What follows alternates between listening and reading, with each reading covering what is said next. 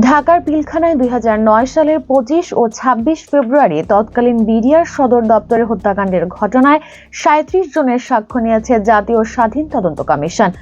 তদন্তের ক্ষেত্রে বেঁচে ফিরে আসা ব্যক্তি, সামরিক বাহিনী, র্যাব ও পুলিশের দায়িত্বশীল ব্যক্তি, ডিজিএফআই, এনএসআই, হুকুমদাতা, সামরিক অপারেশনে বাধা দানকারী, সংশ্লিষ্ট মন্ত্রণালয়, রাজনৈতিক সংশ্লিষ্টতা, বিদেশি সংশ্লিষ্টতা এবং একই সঙ্গে সেনা আইন ভঙ্গের বিষয়টিও গুরুত্বের সঙ্গে পর্যালোচনা করছে কমিশন।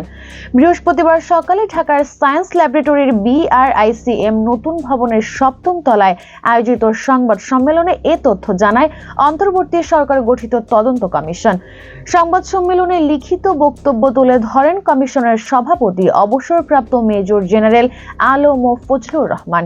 স্বাধীন তদন্ত কমিশনের প্রধান তৎকালীন বিডিআরের সাবেক মহাপরিচালক আলম ফজলুর রহমান জানান, কমিশন 5টি কর্মপরিধি ঠিক করেছে। এর মধ্যে আছে পিলখানায় সংঘটিত ঘটনার স্বরূপ উদ্ঘাটন, হত্যাকাণ্ডের ঘটনায় করা মামলা এবং সংশ্লিষ্ট মামলায় অভিযুক্তগণের দায় বা অপরাধ অক্ষুণ্ণ রেখে সংশ্লিষ্ট মামলায় অন্তর্ভুক্ত করা হয়নি এমন প্রকৃত অপরাধীদের তদন্ত প্রক্রিয়ায় অন্তর্ভুক্তকরণ। কমিশন জানায়, এখন পর্যন্ত যে ৩৭ জনের সাক্ষ্য গ্রহণ করা হয়েছে তাদের মধ্যে আছেন লেফটেন্যান্ট জেনারেল 3 জন, মেজর জেনারেল 2 জন, ব্রিগেডিয়ার জেনারেল 5 জন, কর্নেল 4 জন, লেফটেন্যান্ট কর্নেল 4 জন, মেজর 7 জন, ক্যাপ্টেন 2 জন, বিডিআর সদস্য 7 জন ও শহীদ পরিবারের সদস্য 3 জন। বিদেশ গমনে নিষেধাজ্ঞার বিষয়ে ফজলুর রহমান জানান, বিভিন্ন ব্যক্তির উপর বিদেশ গমনে নিষেধাজ্ঞা আরোপের জন্য সংশ্লিষ্ট কর্তৃপক্ষকে অনুরোধ করা হয়েছে।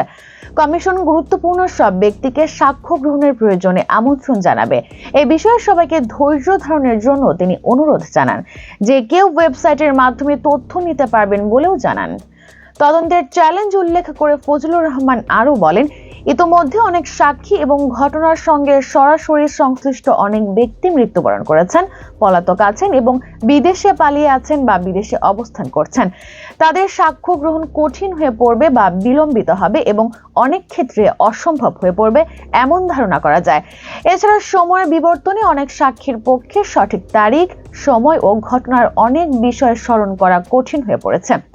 কিছু বিদেশি দূতাবাসের সঙ্গে যোগাযোগ করার বিষয়ে কমিশন সিদ্ধান্ত নিয়েছে এবং ইতোমধ্যে পররাষ্ট্র মন্ত্রণালয়কে চিঠি লেখা হয়েছে বলেও জানান ফজলুর রহমান।